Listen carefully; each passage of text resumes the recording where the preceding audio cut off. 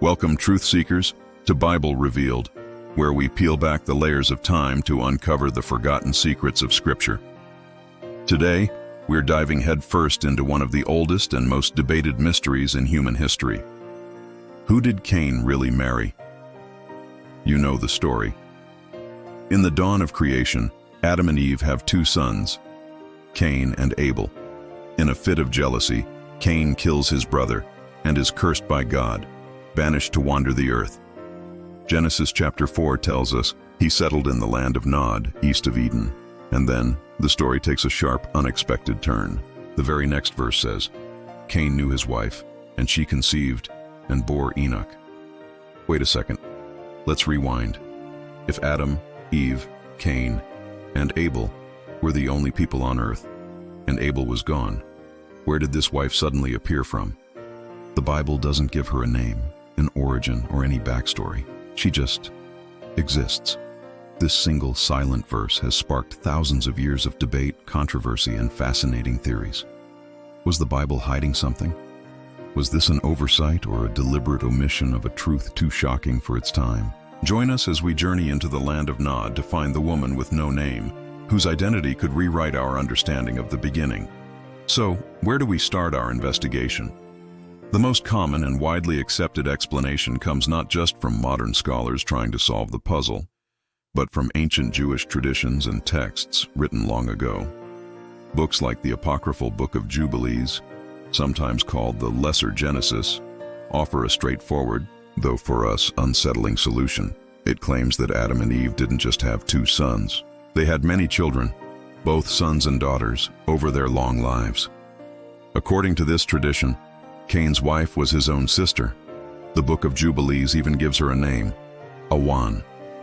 It states that after Cain was born, Adam and Eve had a daughter, Awan, and she was the one Cain took as his wife in the land of Nod. This idea might make our modern sensibilities cringe. Marrying your sister is a universal taboo today, and for good reason. But we have to transport ourselves back to the very beginning of humanity. In those first generations, the genetic pool was pure. The divine blueprint for humanity, as given to Adam and Eve, was flawless. The genetic defects and mutations that make incest dangerous today simply hadn't occurred yet. The human population needed to grow from a single family, so close marriage was not only a necessity, it was the only option. The laws forbidding such unions, like those found later in the book of Leviticus, were given to Moses thousands of years later, when humanity had spread across the globe and the genetic risks had become a real danger. So, from a theological and biological standpoint, the sister theory holds up. It's a neat, self-contained explanation that doesn't require looking outside the lineage of Adam and Eve. It paints a picture of a small, isolated first family doing what was necessary to fulfill God's command to be fruitful and multiply. But is it the only explanation? For many, this answer feels too simple, too convenient. It doesn't quite capture the profound sense of mystery that surrounds Cain's exile, and that's where things get much, much more interesting. What if Cain didn't marry family? What if he found someone, or something, else? Let's explore a more radical and intriguing possibility, one that steps outside the bounds of traditional scripture. The Bible says Cain went to the land of Nod. In Hebrew, the word Nod comes from the root verb lanud, which means to wander. So the land of Nod literally means the land of wandering. It wasn't necessarily a specific country on a map, but a state of being, a life of exile. However, some alternative interpretations and ancient non-biblical texts suggest that Nod was a very real place, inhabited by other people. This opens up the explosive idea of a pre-Adamic race. The theory posits that there were other humans or human-like beings on Earth before Adam and Eve, or perhaps created separately from them. These people wouldn't be part of the divine covenant established in Eden, but they would have their own societies, their own cultures, and their own lineage. Where does this idea come from? It's been whispered about for centuries. Some point to ancient Sumerian or Mesopotamian records, which tell their own creation stories, some of which predate the writing of Genesis. These myths speak of civilizations, kings, and heroes that existed in a primordial age. Could the land of Nod have been a reference to one of these neighboring non-Adamic cultures? If this were true, Cain, the outcast, would have wandered out of his world and into another. His wife, then, would have been a woman from this other tribe, a complete outsider to the story of Eden. This union would have been world-altering. It represents the first mingling of the line of Adam with another unknown bloodline. It's a powerful and dramatic image, the sacred lineage of Eden merging with the secular earthly people of Nod. This theory solves the "where did she come from" problem without resorting to incest, but it cracks open a much bigger can of worms. If there were other people, why does the Bible focus only on Adam and Eve? This brings us to the most mysterious and chilling part of the puzzle. Let's look at what happened.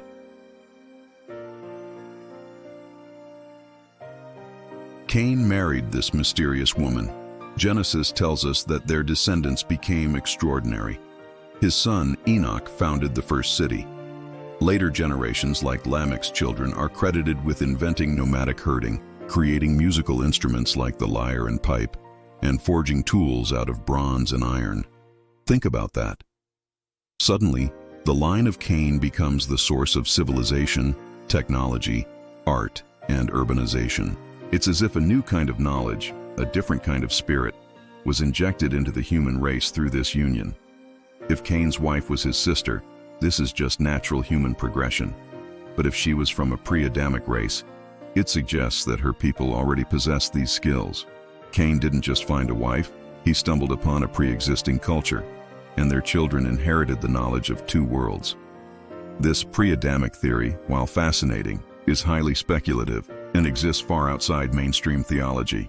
But it taps into a deep-seated theme in ancient mythology: the union of gods and mortals, or the mingling of different kinds of beings, resulting in a new and powerful generation of heroes and innovators. Could the story of Cain's wife be a subtle, hidden echo of that ancient theme? A hint that the story of humanity is far more complex than we've been led to believe? The silence of the Bible on her identity is what makes this so compelling. Her anonymity feels deliberate. She is a shadow, a blank space in the narrative, allowing for centuries of speculation. Was she erased to keep the focus solely on the line of Adam? Or is her anonymity a sign of her otherness, a woman so different that she couldn't be named within the familiar genealogy? Whether you believe Cain's wife was his sister, Awan, a necessary part of populating the early earth, or a mysterious woman from a lost pre-Adamic race, her impact is undeniable. She is the mother of the first city builder. She is the ancestor of the first musicians and craftsmen. She is the woman who ensured that the line of Cain, the line of the first murderer, did not die out, but instead flourished and shaped the world in profound ways.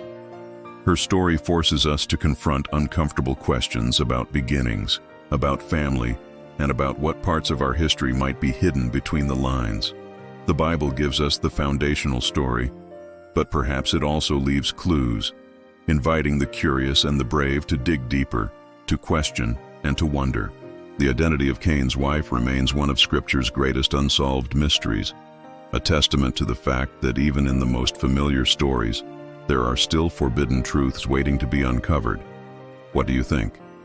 Was she Cain's sister, a daughter of Eve whose name was simply lost to time? Or was she someone else entirely, a stranger from a forgotten land whose legacy changed the course of history forever? Let us know your theories in the comments below.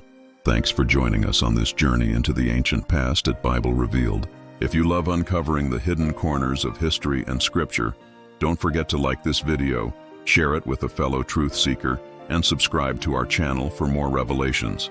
We'll see you next time.